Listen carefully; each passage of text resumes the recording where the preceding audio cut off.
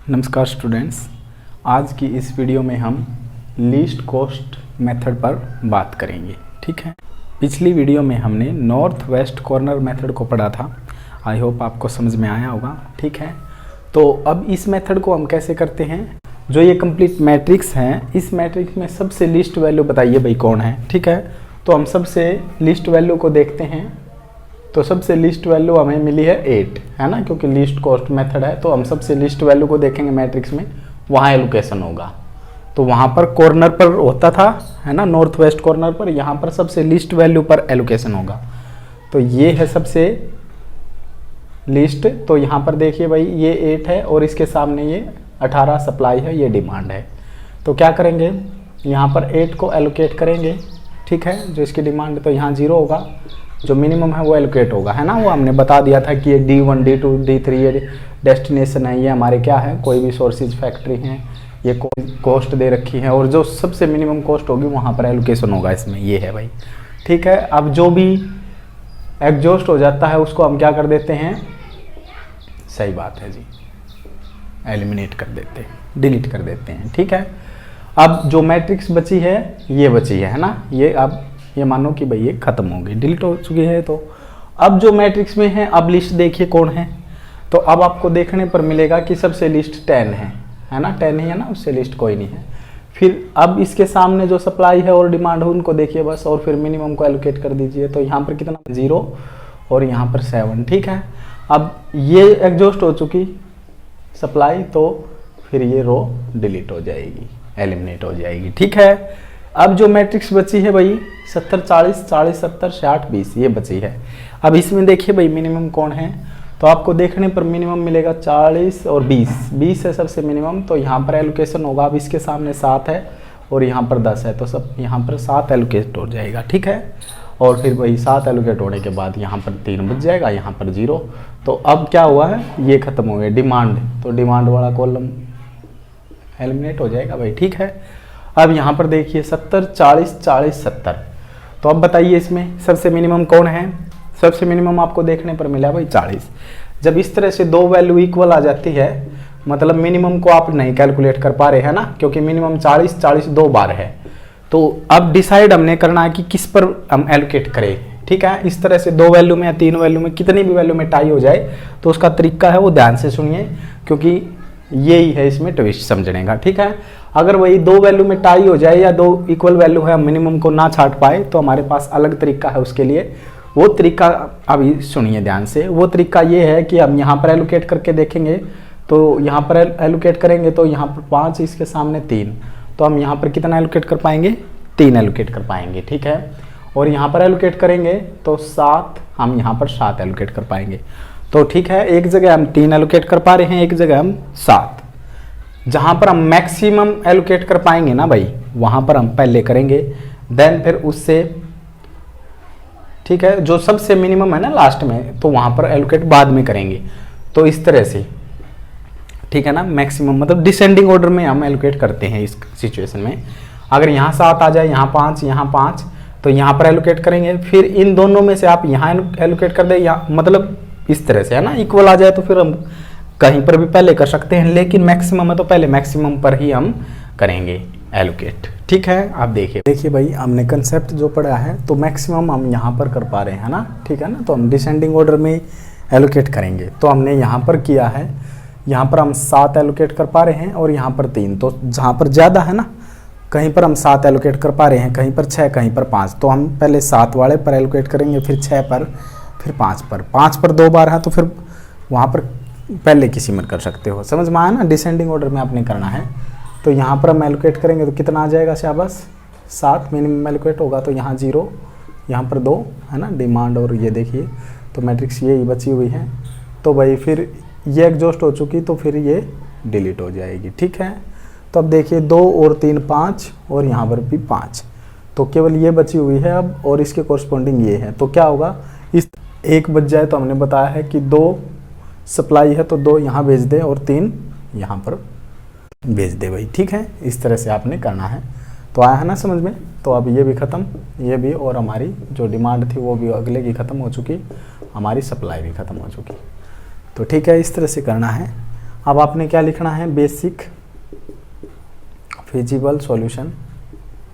कैसे लिखते हैं भाई, जहाँ पर एलोकेशन हुआ वो लिख देंगे, x14 तो इज इक्वल टू 7, फिर x21 ये प्रोडक्ट होता है ना एक्साइज जो भी ट्रांसपोर्ट हुआ है ना। x21 यहाँ पर है 2 और यहाँ पर है फिर x23 कितना है जी, x23 7। और फिर नेक्स्ट देखिए ये हो चुका, तो यहाँ पर x31 3, x32 8, ठीक है। और फिर लास्ट है भाई ये हमारा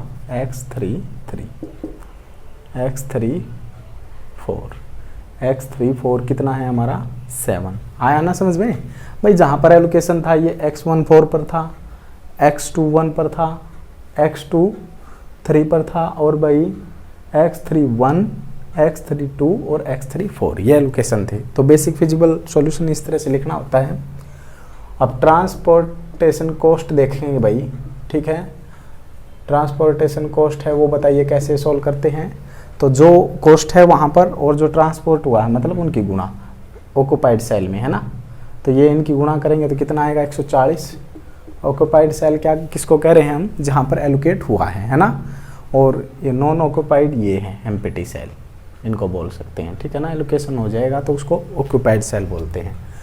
तो भाई मल्टीप्लाई करते हैं, इसी तरह से हम निकालते हैं कॉस्ट को। तो यहाँ पहले हमें ये मल्टीप्लाई करनी चाहिए, मतलब पहले ये करनी चाहिए थी, कोई हमने प्लस करना है भाई कहीं लिख ले, तो ये 70 यहाँ लिख देते हैं, कोई बात नहीं। ये मल्टीप्लाई हुई ये होनी चाहिए सबकी, तो यहाँ पर 280 आ जाएगा भाई, ये हुआ। फिर ये 120 फिर बताइए आगे 8 8 64 और भाई 20 7 140। अब इनको सबको ऐड करें भाई, इनको ऐड करेंगे तो भाई आएगा 814 रुपये, ठीक है। तो लीस्ट कॉस्ट मेथड से ये आया था और नॉर्थ वेस्ट कॉर्नर मेथड से कितना आया था 1015, है ना, वही है ना मिनिमाइज, और इससे आया 814। तो वोगल्स अप्रोक्सीमेशन हम नेक्स्ट वीडियो में जो करेंगे ना उससे और भी मिनिमाइज हो जाएगी कॉस्ट, ठीक है ना। तो इस तरह से आपने इस मेथड से इस तरह से आपने करना है भाई क्वेश्चन, कोई भी क्वेश्चन हो। और इसमें ट्विस्ट क्या था समझने का, ये ट्विस्ट था, इसको समझे। जहाँ पर टाई होगा तो हम वहाँ पर एलोकेट करेंगे जहाँ पर सबसे मैक्सिमम एलोकेट हम कर पा रहे हों, ठीक है ना। देन हम डिसेंडिंग ऑर्डर में करते आएंगे, समझ में आया ना। अगर हम 3 जगह 6 एलोकेट कर पा रहे हैं फिर आप पे कोई पाबंदी नहीं, आप यहाँ पर एलोकेट कर सकते हैं, पहले वो किसी पर भी एलोकेट कर सकते। लेकिन 7 8 तो इस क्रम में हम नीचे डिक्रीजिंग ऑर्डर में एलोकेट करेंगे, ठीक है ना। तो ये बात हुई। अब इस पर बस टाइप ऑफ सॉल्यूशन बताना है, आप बता सकते हैं। तो टाइप ऑफ सॉल्यूशन कैसे बताते हैं हम, एक तो m+n-1 को कैलकुलेट करेंगे। कैसे कैलकुलेट होगा, मतलब रो कितनी है, m का मतलब नंबर ऑफ रो, n का मतलब नंबर ऑफ कॉलम। तो 3 रो हैं, कॉलम है 4, एक सब्ट्रैक्ट करना है तो 6, और n कैपिटल N से दिखाते हैं हम number of allocation, number of occupied cell हम ये कह सकते हैं। तो 1 2 मतलब 1 2 3 4 5 6, तो वो भी 6। तो n = m+n-1 ये आया है ना, इक्वल आया है। तो इसलिए आप क्या कहेंगे, ये नॉन डीजनरेट सॉल्यूशन है, ठीक है ना। ये आपने सीखना है भाई, हमें ज़रूरत पड़ेगी इसकी जब आगे हम मोदी मेथड से ऑप्टिमल सॉल्यूशन को चेक करेंगे। वोगल्स अप्रोक्सीमेशन से जो हम ट्रांसपोर्टेशन कॉस्ट निकालेंगे वो सबसे मिनिमम होगी और उसी पर हम मोदी टेस्ट को लगाएंगे। अगर कोई भी सॉल्यूशन डीजनरेट होगा ना तो उसको नॉन डीजनरेट करके देन हम आगे सॉल्व करेंगे, ठीक है ना। ऑप्टिमल सॉल्यूशन पर पहुँचेंगे। ऑप्टिमल सॉल्यूशन क्या है, सबसे बेस्ट सॉल्यूशन, कि भाई इससे मिनिमम कॉस्ट नहीं हो सकती, है ना। मिनिमम से मिनिमम मतलब कि ऑप्टिमल बेस्ट कॉस्ट, तो वो है, ठीक है। वो हम बताएंगे कि डीजनरेट सॉल्यूशन आ जाता तो उसको नॉन डीजनरेट कैसे बनाएंगे, वो मोदी मेथड जब आएगा, जब की बातें हैं आगे की। तो फिलहाल इसमें कोई प्रॉब्लम नहीं होगी। तो अब हम एक क्वेश्चन और करते हैं, ठीक है, ताकि आपकी जो ये लीस्ट कॉस्ट मेथड है और भी ज़्यादा क्लियर हो जाए, ठीक है। और आपको घबराने की ज़रूरत नहीं है, आपने इतना तो करना ही है एग्ज़ाम में। और जो हमने बोला है कि भाई हम सबसे मिनिमम पर करते हैं, मतलब पूरी मैट्रिक्स में सबसे मिनिमम कॉस्ट देखते हैं, वहाँ पर एलोकेशन करते हैं, फिर जो एग्जॉस्ट हो जाता है उसको डिलीट कर देते हैं, फिर जो मैट्रिक्स बचती है उसमें जो मिनिमम कॉस्ट बचती है फिर वहाँ पर करते हैं, फिर एग्जॉस्ट। तो लास्ट तक हम ऐसा ही प्रोसीजर करते आते हैं। बाई चांस किसी पर टाई हो जाता है तो हम वहाँ पर एलोकेट करेंगे सबसे पहले जहाँ पर हम सबसे ज़्यादा एलोकेट कर पा रहे हैं। ये आपने ध्यान देने की बात थी बस, ठीक है ना। और इसमें कोई ज़्यादा नहीं है, आप सबसे मिनिमम पर करें एलोकेट, फिर उसको डिलीट करें, फिर जो मैट्रिक्स बचे फिर मिनिमम पर करें, फिर डिलीट करें, फिर जो मैट्रिक्स बचे फिर मिनिमम, इस तरह से चलते रहे, है ना। किसी पर टाई हो जाए तो इस चीज़ को ध्यान में रखें। बाकी ये सारी चीज़ें हैं और थोड़ी ही देर में हम एक क्वेश्चन और करवा देंगे आपको। एक क्वेश्चन के बाद फिर जो हमने बोला है, ये जो हमने बताया है इसका वर्किंग रूल, वो आपको स्क्रीन पर मिल जाएगा, उसको आप पढ़ लेना और उसको 2-3 लाइन आप अपनी भाषा में भी लिख सकते हैं भाई, ठीक है ना। कि we choose smallest value in the matrix या smallest cost then allocate this place. तो इस तरह से आप अपनी भाषा में बता सकते, कोई भी प्रॉब्लम नहीं है। एक प्रॉब्लम और करके इस लेक्चर को क्लोज करते हैं। अगर इसमें समस्या रही तो आप बता सकते हैं, ठीक है। नेक्स्ट वीडियो में हम वोगल्स अप्रोक्सीमेशन मेथड करेंगे, लेकिन उससे पहले हम एक क्वेश्चन और करेंगे। देखिए, तो देखिए भाई, अब इस क्वेश्चन को देखिए। तो इस क्वेश्चन को भी हम किस मेथड से करते हैं, लीस्ट कॉस्ट मेथड से ही करेंगे। तो लीस्ट कॉस्ट मेथड में पूरी मैट्रिक्स है या पूरी ट्रांसपोर्टेशन टेबल है, उसमें सबसे मिनिमम वैल्यू को हमें देखना होता है। तो सबसे मिनिमम है जी 0, तो फिर वहाँ पर एलोकेट होगा। तो यहाँ पर 5 है और 1 है, तो मिनिमम एलोकेट होगा, यहाँ पर 0 बचेगा, यहाँ पर 4 बचेगा। देन फिर ये एग्जॉस्ट हो चुकी सप्लाई, तो इसको हम डिलीट करेंगे, है ना। अब S2 के पास जितनी सप्लाई थी वो सारी ख़त्म हो चुकी, ठीक है। अब बची हुई मैट्रिक्स ये है और ये है। अब इसमें सबसे मिनिमम एलिमेंट को देखिए भाई, तो सबसे मिनिमम आपको दिखेगा कि जी इसमें 2 है ना, क्योंकि ये डिलीट हो चुकी तो ये पार्टिसिपेट नहीं करेगी, तो 2 है। तो यहाँ पर एलोकेट कीजिए, तो 7 है और 6 है, तो आप क्या एलोकेट करेंगे, 6 को एलोकेट कर देंगे। तो यहाँ पर 0 बचेगा, देन यहाँ पर 1 बचेगा, ठीक है। और फिर क्या हो जाएगा भाई, जो एग्जॉस्ट हो चुकी वो डिलीट हो जाएगी। वही कंसेप्ट है बिल्कुल, आप कितने भी क्वेश्चन कर सकते हैं। और हाँ, चेक करें बैलेंस्ड है, 7 और 10 17, पहले थी जो 12 और 15 17। तो बैलेंस्ड प्रॉब्लम ही हम भाई इस लेक्चर में है, क्योंकि हमने पहले ही बता रखा है कि हम अनबैलेंस्ड के लिए हम अलग लेक्चर प्रोवाइड करेंगे, ठीक है। तो हम इसलिए चेक नहीं कर रहे, नहीं तो फर्स्ट काम आपका चेक करना होता है क्या टोटल सप्लाई टोटल डिमांड के इक्वल है, ठीक है। देन हम प्रोसीजर को आगे करते हैं, ठीक है। तो अब जरा सा काम है होता है उसमें भी कि भाई हम कैसे उसको बैलेंस कर देते हैं, वो हम बता देंगे। फिलहाल आप इस चीज़ को समझिए बैलेंस्ड को, ठीक है ना। तो जी इतना काम होने के बाद अब हमारे पास केवल ये बची है ना, एक रो बची है। तो अब ऐसा बच जाए तो 5 और 10 ही सप्लाई है, 10 ही सप्लाई है और 10 ही डिमांड है, तो हम डायरेक्ट एलोकेट कर देते हैं भाई। यहाँ पर ये 1, यहाँ पर इसके पास 4, इसके पास 3 और जी इसके पास 2, ठीक है ना। अगर 1 बच जाए ना तो हम इस तरह से कर सकते हैं एलोकेट डायरेक्ट। तो ये भी 0 हो जाएगा, ये भी 0, तो मतलब सबकी डिमांड पूरी और हमारी सप्लाई ख़त्म। तो यही तो हम चाहते हैं, ठीक है। तो बेसिक फिजिबल सॉल्यूशन बताइए कैसे लिखते हैं। Very good. x11 जहाँ पर एलोकेट है बस वो लिख दे 6, और फिर यहाँ पर एलोकेशन है भाई x22 है, यहाँ पर एलोकेशन है, यहाँ पर तो भाई देख सभी जगह है x31 x32 x33, और यहाँ पर लिख देते हैं एक x34, ठीक है।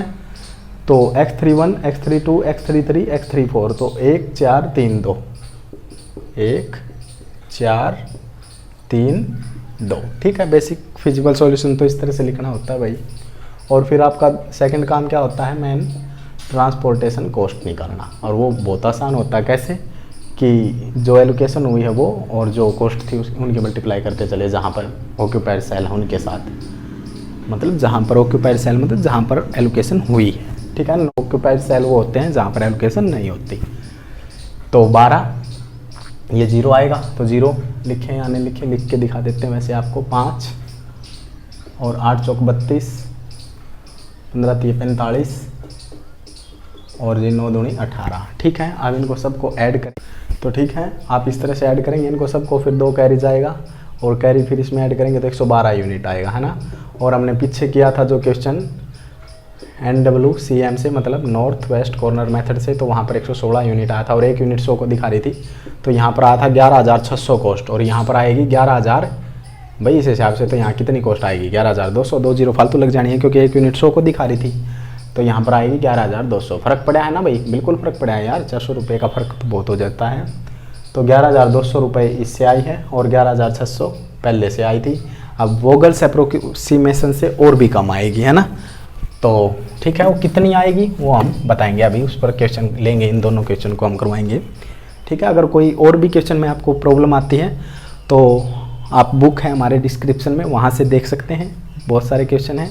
अगर फिर भी किसी में आपको सॉल्यूशन के वक्त प्रॉब्लम आती है तो आप हमारी मेल पर मेल कर सकते हैं उस क्वेश्चन को। ठीक है, तो हम आपकी हेल्प करेंगे। ठीक है, पूरा क्वेश्चन ना मेल करके आप उसको सोल्व करें और जहाँ पर जिस भी पोर्शन में आपको प्रॉब्लम आए उसको हाईलाइट करके हमारे मेल पर भेज सकते हैं, तो हम जल्द ही उसका रिप्लाई करने की कोशिश कर देंगे भाई आपकी। ठीक है, तो ये इतनी बात समझ में आई है। तो अब आपने बस केवल ये बताना है कि टाइप ऑफ सॉल्यूशन, भाई टाइप ऑफ सॉल्यूशन भी हम साथ में ही आपको बताते हैं। 3 चीज़ें पर हमारा अभी क्या है, फोकस है 3 चीज़ों पर। तो देखिए टाइप ऑफ सॉल्यूशन देखेंगे तो भाई टाइप ऑफ सॉल्यूशन में आपने देखना नंबर ऑफ एलिक्वेशन, तो कितनी हुई है नंबर ऑफ एलिक्वेशन, ये नंबर ऑफ एलिक्वेशन ही है 1 2 3 4 5 6, या यहाँ से गिने 1 2 3 4 5 6, है ना, तो 6। और भाई नंबर ऑफ एलिक्वेशन ये है, और m+n-1 एक ये टर्म कैलकुलेट करनी होती है, तो 1 2 3 और 1 2 3 4, तो ये भी 6। तो भाई ये आएगा n = m+n-1, तो ये भी क्या है, नॉन डी जनरेट है। आया है ना समझ में भाई। ये डी जनरेट कब होगा, जब ये जैसे बाई चांस ये 5 आ जाता है इस तरह से, समझ में आया है ना, तो हम कर सकते हैं नॉन डिजनरेट सॉल्यूशन होगा। ठीक है, और है भाई हमारा लीस्ट कॉस्ट मेथड और नॉर्थ वेस्ट कॉर्नर मेथड हमने पहले करवा दिया था, तो इससे भी दोनों सवाल हो चुके भाई। फिर भी अगर इसमें समस्या आती है इस वीडियो में तो आप कर सकते हैं, और भी बहुत सारे क्वेश्चन आप इसी तरह से कर सकते हैं। ठीक है, और इसकी जो थ्योरी है अभी आ जाएगी, और इसको नोट कीजिए और इसको पढ़िए, जो हमने बताया है वही इसमें लिखा पाएगा। ठीक है, इस थ्योरी को और ऐड कर देना भाई, और बाकी तो जो है ये करना ही है, तो आपका एग्ज़ाम में बिल्कुल कंप्लीट हो जाएगा ये मेथड। ठीक है, इस तरह से आपने एग्ज़ाम में करना होगा।